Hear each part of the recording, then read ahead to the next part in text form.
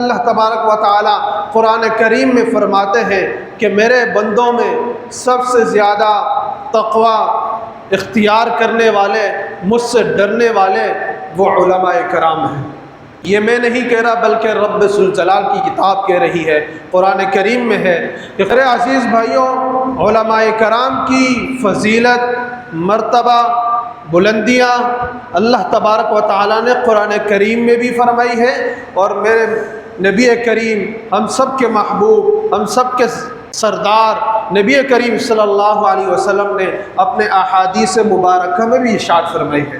نبی کریم صلی اللہ علیہ وسلم نے فرمایا کہ جو شخص دین کا علم حاصل کرتے ہوئے فوت ہو گیا اور اس نیت سے حاصل کر رہا تھا کہ میں اسلام کو بلند کروں گا، اور وہ فوت ہو گیا، تو فرمایا کہ اس کے اور انبیاء کے درجے کے درمیان ایک درجے کا فرق ہوگا، ایک درجے کا فرق ہوگا، ایک درجے اوپر انبیاء ہوں گے، دوسرے نمبر پہ علماء کرام ہوں گے۔ یہ فضیلت ایسے نہیں ملی، ہم سمجھتے ہیں کہ یہ علماء کرام نے یہ فضیلت ویسے ہی حاصل کر لی۔ یہ علم دین جو ہے نا بڑی قربانیوں سے حاصل ہوتا ہے۔ علماء کرام 10 15 20 سال اس دین کو حاصل کرنے کے لیے قربانیاں دیتے ہیں، پھر جا کر وہ کچھ بنتا ہے، پھر اللہ تبارک و تعالیٰ اس کو انعامات سے نوازتا ہے۔ ہم عام آدمی، ہمارے عام آدمیوں میں یہ سوال گردش کرتا ہے کہ عالم کو اتنی بڑی فضیلت مجھے کیوں نہیں؟ ارے بھائی، آپ کو بھی یہ فضیلت مل سکتی تھی اگر آپ اس پر عمل کر لیتے، آپ بھی 15 20 سال دین کے لیے اپنے آپ کو وقف کر دیتے، عالم بن جاتے، تو انشاءاللہ تعالیٰ آپ کو بھی یہ فضیلت مل جاتی۔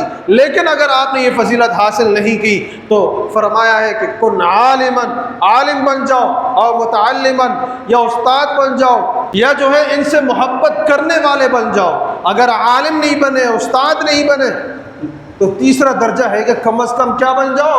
ان سے محبت کرنے والے بن جاؤ۔ ولا تکن رابعہ، چوتھا مت بننا۔ یعنی کیا مطلب ہے کہ چوتھا مت بننا؟ چوتھا بننے کا مطلب یہ ہے کہ علماء کے مقابلے میں مت کھڑا ہونا، علماء کی مخالفت مت کرنا، ان کو گالیاں مت دینا، ان کو برا بلا مت کہنا، ان کے خلاف مت کھڑا ہونا، ان کے بارے میں نفرت اپنے دل میں مت ڈالنا، ورنہ کیا ہوگا؟ یہ میرا فرمان نہیں ہے، میرے نبی کریم صلی اللہ علیہ وسلم کا فرمان ہے، جس پر آپ بھی ایمان لائے ہیں، ہم بھی ایمان لائے ہیں۔ لا الہ الا اللہ محمد الرسول اللہ۔ جہاں ہم توحید کا اقرار کر رہے ہیں، وہاں ہم رسالت کا بھی اقرار کرتے ہیں۔ تو میرے نبی کریم صلی اللہ علیہ وسلم کا فرمان ہے کہ چوتھا مت بننا، وگرنہ ہلاک اور برباد ہو جاؤ گے۔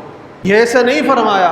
آج ہمارے جو معاشرے کے اندر، اس خاص طور پر پاکستان کے اندر، بر صغیر کے اندر، پاک و ہند کے اندر جو ہمارے مسائل پڑے ہوئے ہیں، ہر دن کوئی نہ کوئی پریشانی ہم پر لاحق ہے۔ دن میں بھی دیکھو پریشانیاں، رات میں پریشانیاں، نہ نیند، نہ سکون، نہ راحت، نہ دنیا میں کوئی سکون مل رہا ہے، نہ مال میں برکت ہے، نہ زندگی میں برکت ہے۔ اس کی کیا وجہ ہے؟ صرف ایک ہی وجہ ہے کہ ہم نے علماء کی قدر نہیں کی، علماء کی قدر نہیں کی۔ اللہ تبارک و تعالی نے اس عظیم پاکستان کو ایسے ہیرے عطا کی ہے، خدا کی قسم پورے دنیا میں کسی ملک کو یہ ہیرے عطا نہیں کی۔ ابھی عن قریب آپ حضرات کے علم میں ہے، رئیس المحدثین، شیخ الحدیث حضرت مولانا ادریس شہید رحمۃ اللہ علیہ، کتنی بڑی عظیم شخصیت تھی۔ 44 سال دین کی خدمت کرتے رہے، احادیث پڑھاتے رہے، قوم کے بچوں کی وہ تربیت کرتے رہے۔ لیکن ہم نے ان کے ساتھ کیا سلوک کیا؟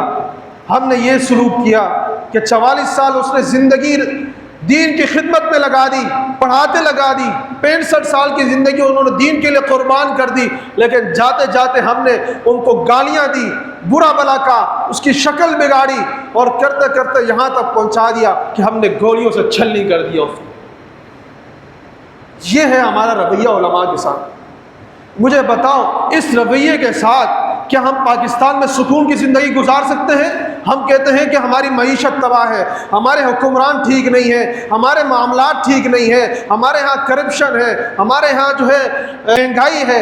اس مہنگائی کے پیچھے ہم نے کبھی یہ سوچا ہے ایک منٹ کے لیے بیٹھ کر کہ اس کے پیچھے وجہ کیا ہے؟ وجہ ایک ہی ہے، علماء سے نفرت پیدا کر لی آج ہمارا۔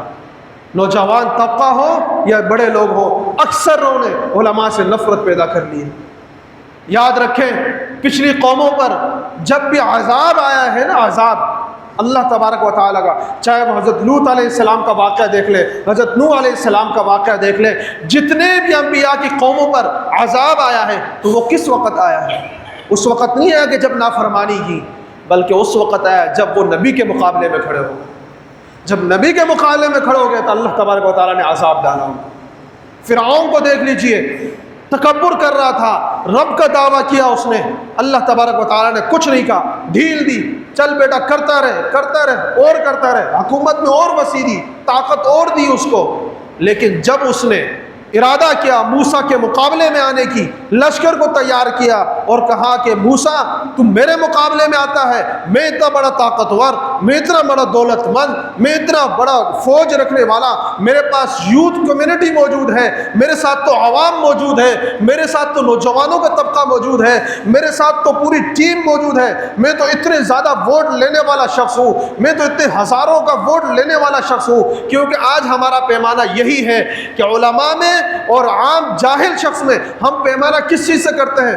ووٹنگ سے کرتے ہیں۔ اس شخص کے پاس ووٹ جاتا ہے، چاہے بدکار ہے، چاہے وہ آکسفورڈ یونیورسٹی کا پڑھنے والا تربیت یافتہ ہے، لیکن ہم کہتے ہیں کہ یہ بہت اچھا ہے کیونکہ اس کے پاس ووٹ بیلنس بہت زیادہ ہے۔ اور دوسری طرف عالم دین ہے جس کے پاس سیٹیں کم ہیں، اسمبلی میں سیٹیں کم ہیں، طاقت کم ہے، ہم سمجھتے ہیں کہ وہ ناکام ہے، وہ کامیاب نہیں ہے۔ تو اسی طرح فرعون نے بھی یہ دعویٰ کیا تھا، جیسے آج ہم یہ دعویٰ کرتے ہیں، اس وقت فرعون نے بھی یہ دعویٰ کیا تھا، میرے پاس سیٹ ہے، میرے پاس تو طاقت ہے، میرے پاس تو عوام ہے، تم میرے مقابلے میں آتے ہو، چلی بھر مٹھی بھر لوگ میرے مقابلے میں آتا ہو۔ لشکر کو تیار کیا، کہا کہ آج موسیٰ کا مقابلہ کرنے کے لیے نکلتے ہیں۔ جب وہ موسیٰ کا مقابلہ کرنے کے لیے نکلے تو آپ نے بار بار یہ واقعہ سنا کہ سمندر سے موسیٰ علیہ السلام کو راستے بنا کر پوری قوم کو جو ہے کامیاب کر دیا، اور فرعون کو اپنی قوم اور دولت کے ساتھ اس کے اندر غرق کر دیا۔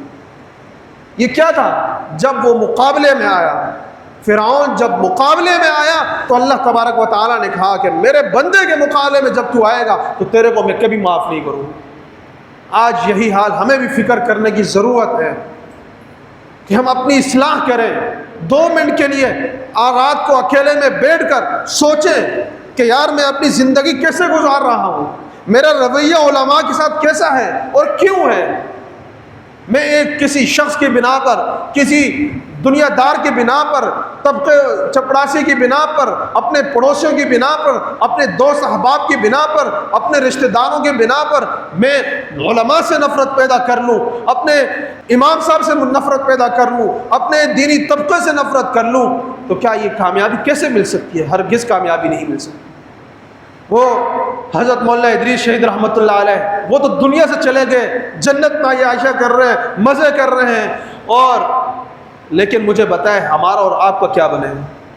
وہ تو یہاں سے گلے لے کر، شکوے لے کر اللہ کے حضور پیش ہو گئے اور اللہ سے کہا ہو گیا، اللہ میری قوم نے تو میرے ساتھ تو یہ رویہ کیا، 44 سال میں نے تو احادیث پڑھائی، بخاری پڑھائی، مسلم پڑھائی، لیکن قوم نے آخر میں جاتے جاتے مجھے گالیاں دی، برا بھلا کہا۔ میں نے تو ان کو کچھ نہیں کہا تھا، نہ میں نے ان کو کوئی برا بھلا کہا تھا، لیکن انہوں نے میرے ساتھ یہ ظلم کیا اور آخر میں مجھے گولیوں سے چھلنی کر کے رخصت کر دی۔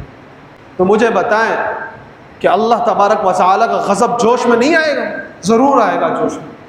تو میرے عزیز بھائیو دوستو، ہمیں اپنے علماء سے محبت کے بارے میں بھی سوچنا چاہیے، علماء سے محبت پیدا کیجیے۔ فرماتے ہیں کہ علماء کی قدر اس نیت سے کریں کہ حضور کا وارث ہے، حضور کی نسبت لے کر بیٹھا ہوا ہے۔